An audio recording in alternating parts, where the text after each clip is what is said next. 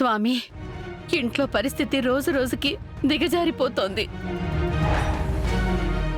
ఏ క్షణం ఏమవుతుందో ఏంటోనని నాకు చాలా భయంగా ఉంది. లక్ష్మి మా అందరి నుండి దూరంగా వెళ్ళిపోయినందుకు నాకు కూడా బాధగానే ఉంది స్వామి. తను ఏదో ఒక రోజు ఖచ్చితంగా తిరిగి వస్తుందన్న నమ్మకంతో మేమందరం ఉన్నాం. కానీ విహారి లక్ష్మి తనని వదిలేసి వెళ్ళడాన్ని జీర్ణించుకోలేకపోతున్నాడు. ఆ బాధ నుంచి బయటికి రాలేకపోతున్నాడు.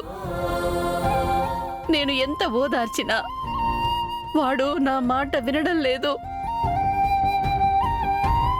వాడి బాధని నువ్వే తగ్గించాలి స్వామి.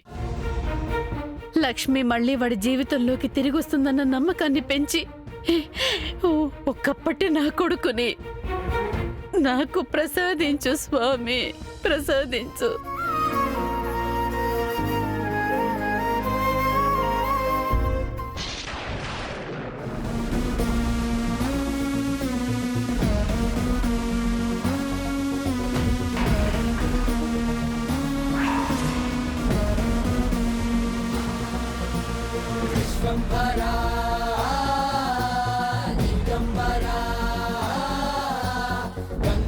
లక్ష్మి, నిన్ను చంపి నీ మొగుడు మీద నాకున్న పగను చల్లార్చుకుంటానే.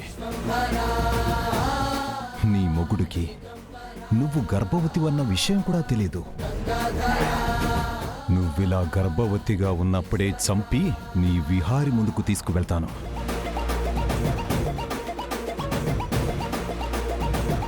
అప్పుడు వాడు నీ శవాన్ని చూసి కుళ్ళి కుళ్ళి ఏడుస్తుంటే నేను ఆనందిస్తాను.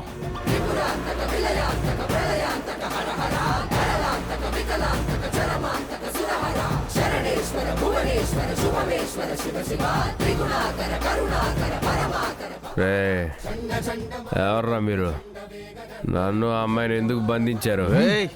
ఆ అమ్మాయిని ఎందుకు బంధించారు?